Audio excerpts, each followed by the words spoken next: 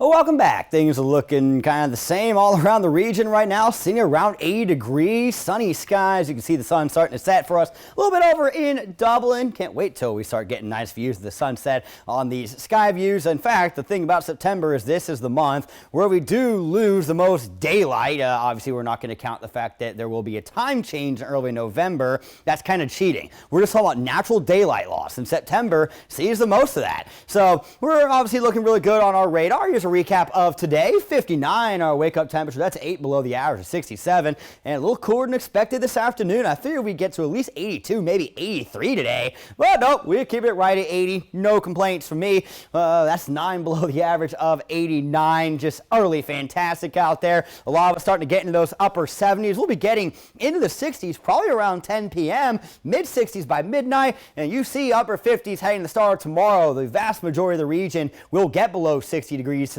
So if you are someone that gets cold easily and you got to go to work early tomorrow or take the kids to school, you're going to want an extra layer out the door. Wind out of the northeast at around 5 miles per hour. Now, I do want to point out that I didn't really go over this on the almanac, but the record for today's 54. So I don't know if we'll be flirting with a record overnight. Some spots maybe though. So it's going to be very cool out there. A lot of upper 50s. The warmest spots might be right around 60 degrees heading to the beginning of your hump day, which is going to be another really nice day. The wind's going to still be out of the northeast. It won't be as breezy as today or yesterday, but we'll still have the occasional gust to about 15 miles per hour. Thursday and Friday, that wind is going to be even calmer, but still generally coming in from the north. So that's the biggest difference from this week versus last week, is while we are seeing temperatures rising into the weekend, we don't have a shift in wind direction like we did last Thursday. And as a result of that, even as temperatures get hotter, the humidity really isn't going to increase, meaning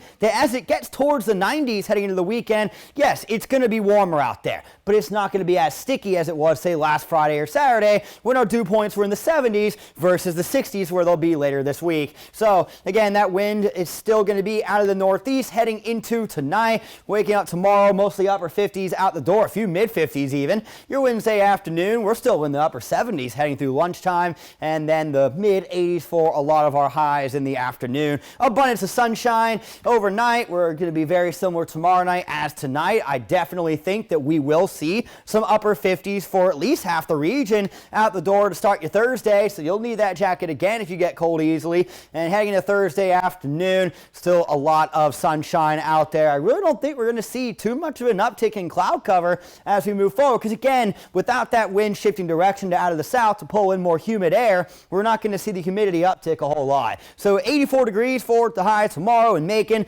Thinking a lot of mid 80s, maybe a couple of upper 80s, and your extended forecast is coming up in 10 seconds. Your 41 NBC AccuWeather 7-day forecast is brought to you by Volume Chevrolet. So again, we're going to get towards those 90s again heading into the weekend. I actually think Macon may wait to get to the 90s until early next week, but there could be some spots that might be getting there by Friday. But the key here is lows. Those are not going to be warming up too much as we go through the weekend until next week, and that is because of the wind staying out of the northeast. So even as it gets hotter, it's really not going to get more humid.